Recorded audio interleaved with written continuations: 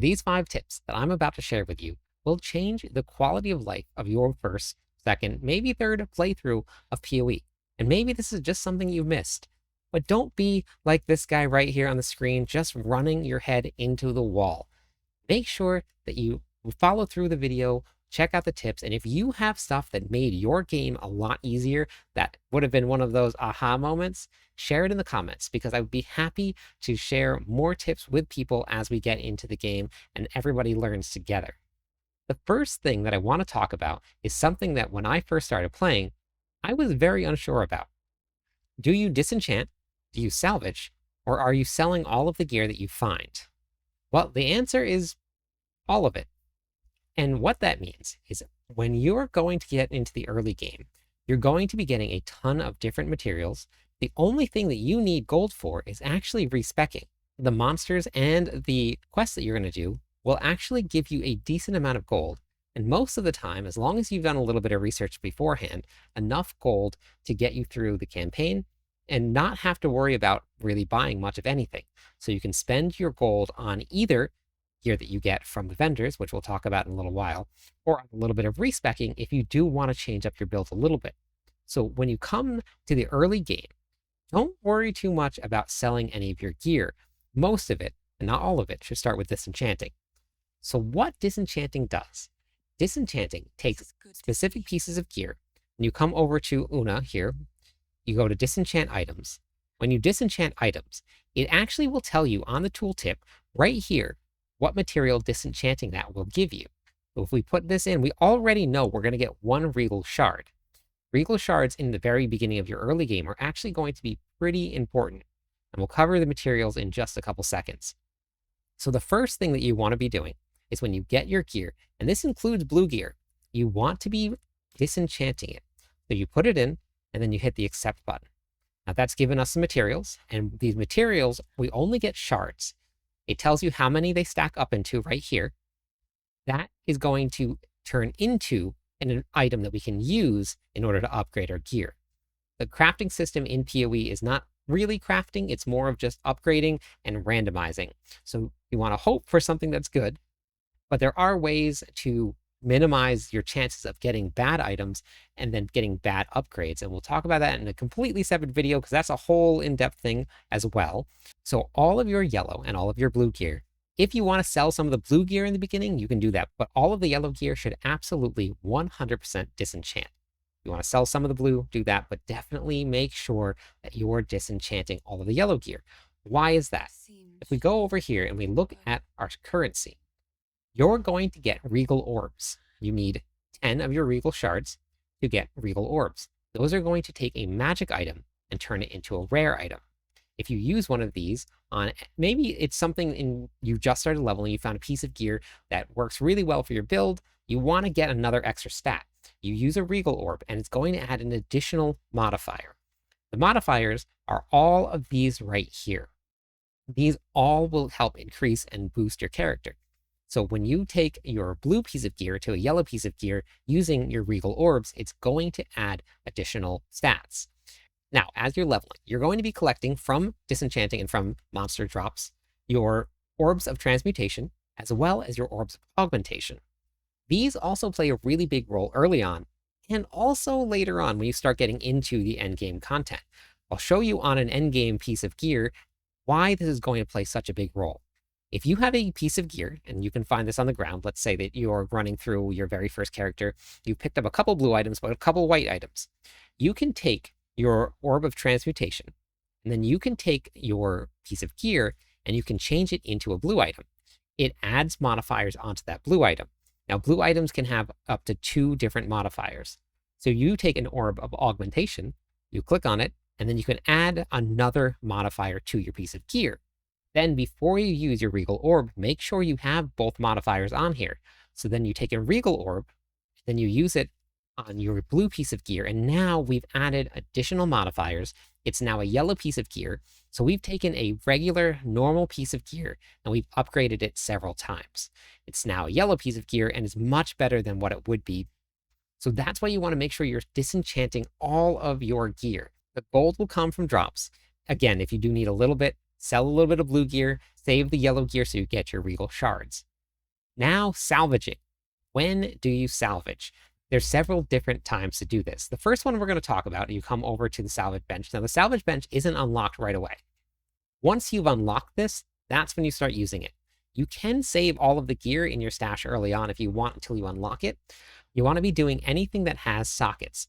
Normally, anything that is yellow, I still disenchant, but anything that is blue or white, pick it up off the ground and make sure that you bring it over to the salvage bench and you salvage it. The reason is, and I'll show you what happens when you salvage it. We take this and we salvage this. It's going to give you artificer shards. You stack 10 of these together, and then you're going to get an artificer orb. The orb will now add sockets to your gear. So if you look right here, this is what they look like.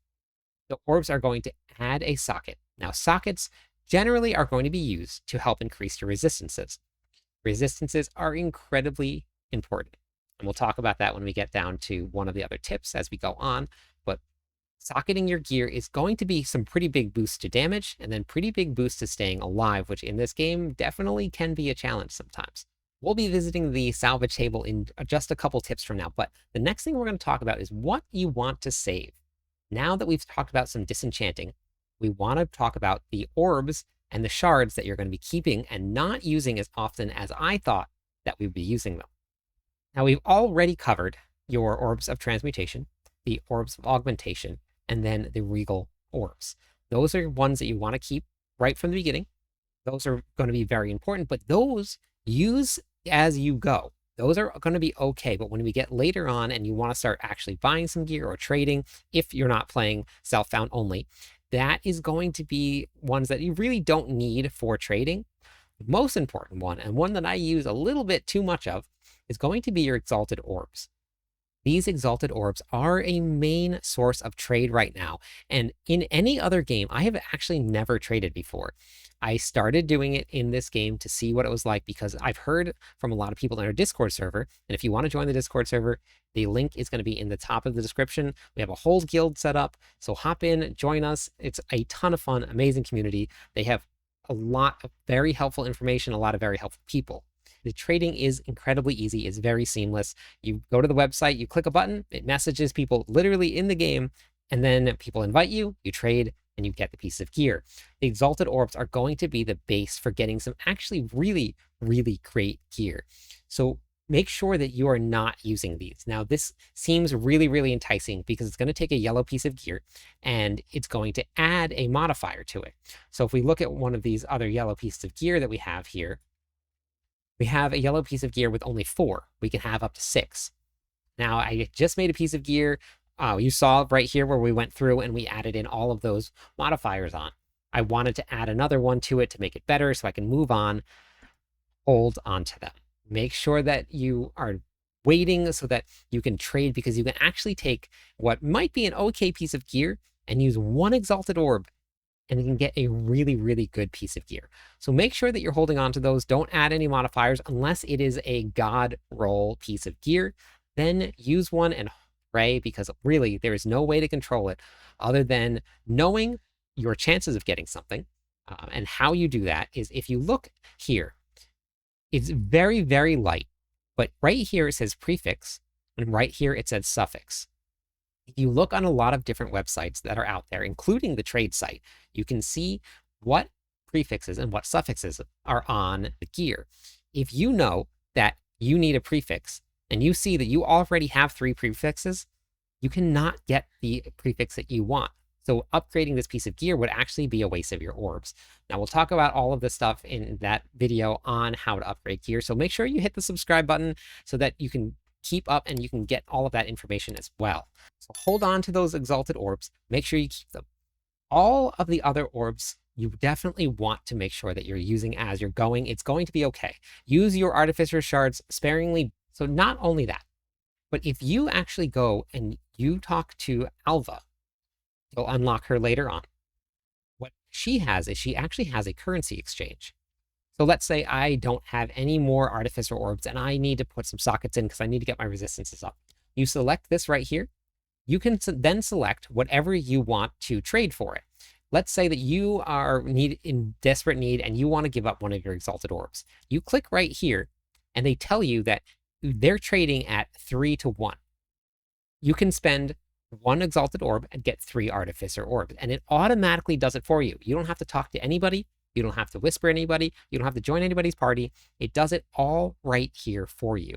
So it's really, really handy to make sure that you're going through and looking at what you need, look at the pricing, then you can spend some stuff to upgrade your gear and make your runs a lot easier. Next thing that we're going to cover is we're actually going to talk about the vendors themselves. The vendors actually are really, really good. You can get some of the best items in the game from talking to the vendors. You go to buy and sell. The way that it works, every time that you level up, the vendor's gear changes. Make sure that every single level that you get, you go back to the vendor and check. Things that you're checking for. They will have blue gear. It's your traditional stuff, but they will also have some rare gear. If you find a really good piece of rare gear, like if you look here, this one, it's only level 9, but right at the very beginning of the game, it's only 1,500 gold. You can upgrade some of your gear to some of the best gear you're going to find while you're leveling. Something that you need to check for, and now this is going to bring us back to the salvage bench. You come down to the search bar here, and you're going to type in quality. The reason that we're looking for quality is if you look at the very top of this, it's now going to highlight the ones that have quality on them. You're going to buy these because this is a very, very important part of upgrading. Make sure that you don't spend too much, right? If you're very early on and you only have 1,500 gold, don't spend all 1,500 gold on it because you're going to have a lot of chances to do this. What quality gear does, it increases the main stat on your gear. When you come over to the salvage bench here, you're going to take your hammer and you're going to salvage both of these pieces of gear. They give you your blacksmith's whetstone. This is going to improve the quality of a martial weapon. What the improvement does, if you look at this weapon right here, my Almond Scepter, I have this quality at 20. This has taken my spirit, which is right below where the quality here is, and has increased it by 20% of what it was at originally. So you take the main stat of your weapon, of your armor, or whatever it is, and it's going to increase that up to 20%. That's the maximum that it can go to.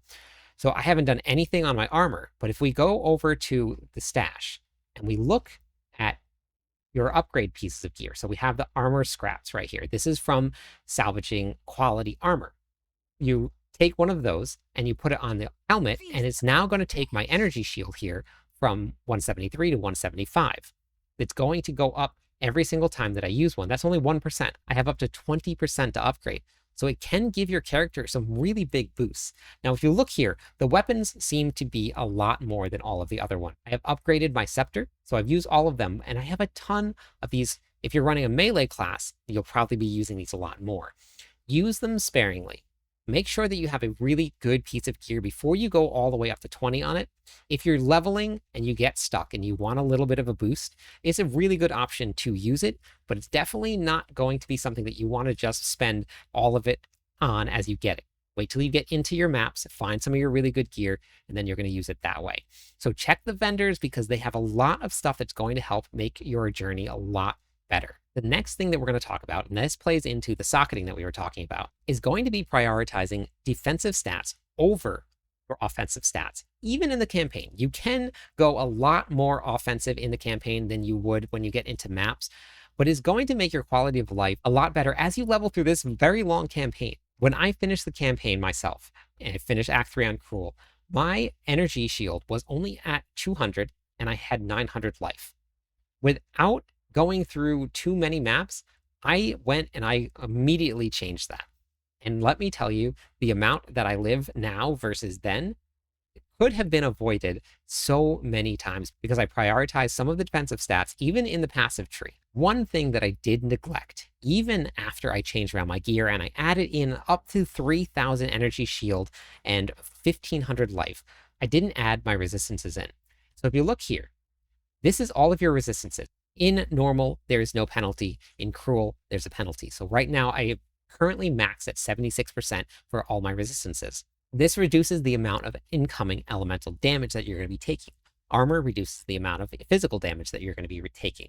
But this is something that I wish that I had done earlier on in the game.